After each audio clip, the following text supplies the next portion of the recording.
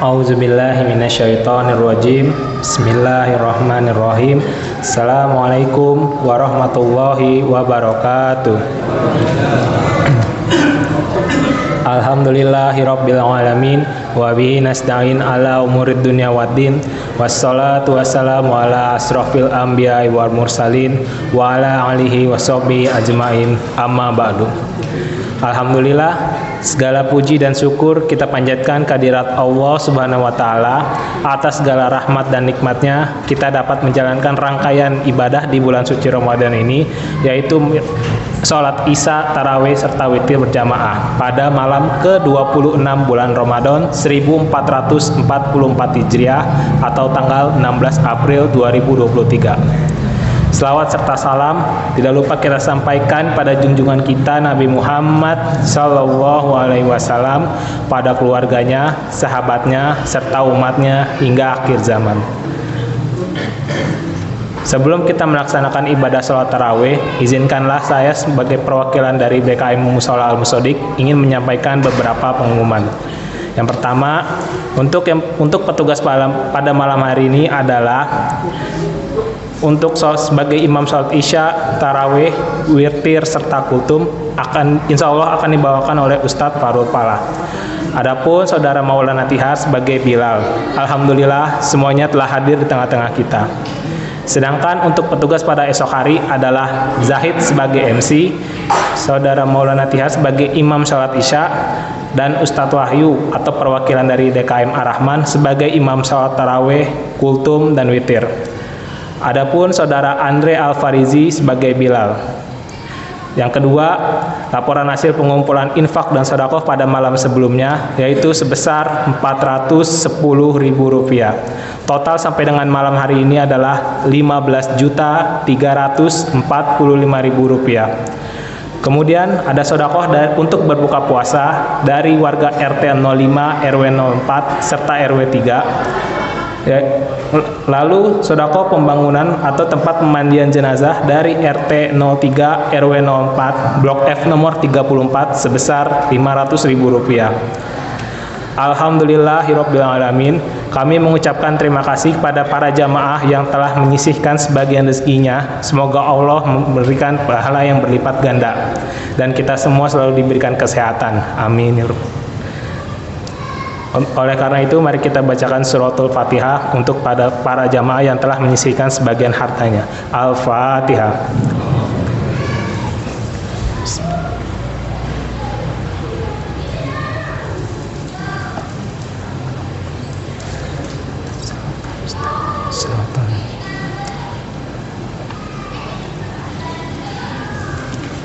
Untuk informasi yang terakhir, PZ Mushola Al-Musodik menerima zakat fitrah dari para jamaah yang dapat dilaksanakan ba'da sholat tarawih dan ba'da sholat asar. Demikianlah pengumuman yang dapat bisa saya sampaikan. Kurang lebihnya mohon maaf. Billahi taufiq wal hidayah. Assalamualaikum warahmatullahi wabarakatuh.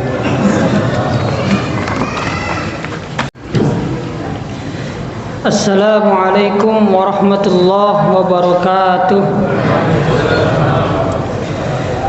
Alhamdulillah wassalatu wassalamu ala Rasulillah Sayyidina Muhammadin ibni Abdillah, la haula wa la quwata illa billah, amma ba'du.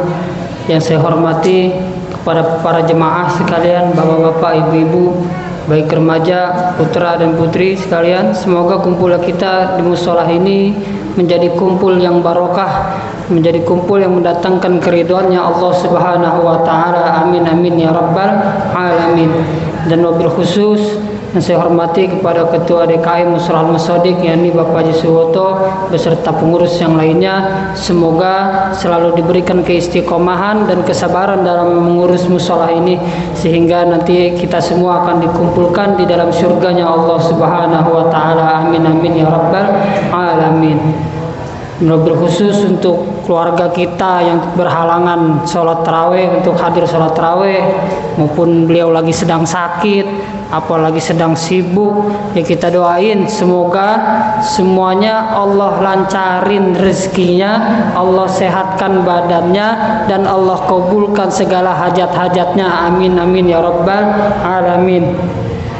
Marilah kita panjatkan puja-puji syukur kehadirat Allah Subhanahu wa taala yang telah memberikan nikmat-nikmatnya kepada kita semua. Semoga kita termasuk daripada hamba-hamba yang mensyukuri akan nikmatnya. Dan salawat bertangkai salam tak lupa marilah kita haturkan kepada baginda alam, yakni Rasulullah Muhammad sallallahu alaihi wasallam. Semoga salawat tersebut tercurahkan pula kepada para keluarganya, pada para sahabatnya, kepada para pengikutnya, serta kepada kita selaku umatnya di hari akhir kelak nanti. Amin amin ya rabbal alamin. Bapak-bapak, ibu-ibu sekalian yang dimuliakan oleh Allah Subhanahu wa taala, nggak terasa kita sudah berada di penghujung bulan suci Ramadan. Sudah berapa amal kebaikan yang telah kita perbuat di bulan suci Ramadan? Ataukah sebaliknya, keburukan yang kita perbanyak di bulan suci Ramadan? Itu harus kita introspeksi di penghujung bulan suci Ramadan ini. Lebih banyak mana amal kebaikan kita dan amal buruk kita? Tapi kita selaku hamba yang dhaif, selaku hamba yang awam, pasrah aja sama Allah. Mungkin ibadah kita belum sempurna, ngaji kita belum becus, ngaji kita belum benar. Udah yakin aja, pasrah sama Allah, bahwasanya selagi kita beribadah kepada Allah, insya Allah ibadah kita diterima di sisi Allah. Nah, di penghujung bulan suci Ramadan ini banyak yang diingatkan oleh Allah Subhanahu wa taala. Salah satunya zakat, Pak Bu. Ini zakat jangan sampai ketinggalan. Orang kalau kagak bayar zakat fitrah, itu amal ibadahnya kagak diterima selama 1 tahun full sampai ketemu bulan suci Ramadan yang akan datang. Maka sebenarnya harta yang kita miliki itu ada hak milik orang lain. Kita kerja, digaji sama bos. Bos itu hanya wasilah, hanya penyambung. Tapi rezeki pada asal usulnya datangnya tetap dari Allah Subhanahu wa taala. Ibu dapat uang masak, uang belanja. Dari mana dapatnya? Dari suaminya, suaminya kerja.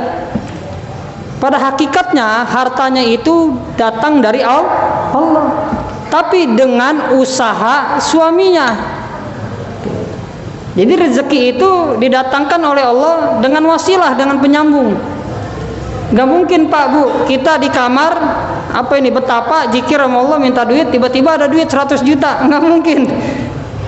Gak mungkin. Pasti kalau orang mau mendapatkan uang, dia kerja dulu, ikhtiar, cari usaha. Banyak tuh usaha, ada yang buka warung, buka agen. Ya, ada yang Menteri Perhubungan, ojol, ya, terus ada ya DPR dan lain-lainnya, semuanya kan itu semua kerja. Itu hanya sebuah wasilah. Rezeki pada hakikatnya datangnya dari Allah Subhanahu wa taala. Maka Allah berfirman di dalam Al-Qur'an, waqimus sholata wa atuz zakata warka'u marrokin. Ini sudah sering kali kita dengar. Saya hanya mengingatkan, dirikanlah sholat dan tunaikanlah zakat. Di sini kalimatnya ada sholat, ada zakat. Artinya apa? Sholat sama zakat jangan sampai ditinggalin. Aqimus sholat, aqimu itu fil amr, kita disuruh sama Allah.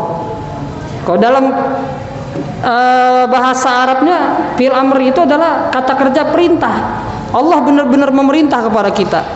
Kerjakanlah sholat dan tunaikanlah zakat. Dan rukulah bersama orang-orang yang ruku. Artinya apa? Merendah hati. Orang kalau ruku pasti nunduk Pak. Nunduk tuh palanya. Artinya apa? Kita disuruh merendah hati sama Allah. Sekaya apapun harta kita, udah disuruh sama Allah Pak, rendah hati.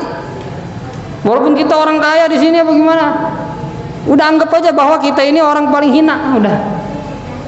Lagi juga Pak, nggak enak Pak, ketahuan kaya Bu, ketahuan kaya nggak enak, dipinjemin duit mulu Bu. Mendingan biasa aja, biasa-biasa aja, hidup biasa, makannya biasa, fashionnya biasa, stylenya biasa, itu yang Allah suka. Makanya di penghujung bulan Ramadan ini zakat yang paling utama harus diingatkan. Tapi udah pada bayar zakat kan ya Pak ya Bu ya? Yang belum ya segera bayar zakat. Tuh. Terus yang kedua, balik lagi ke ibadah kita. Sudah berapa banyak amal ibadah yang kita perbuat. Nanti di padang mahsyar, ini jarang dikupas, ada di dalam kitab Syama'ilul Muhammadiyah sebenarnya. Kenapa jarang dikupas sama ulama? Karena banyak perdebatan.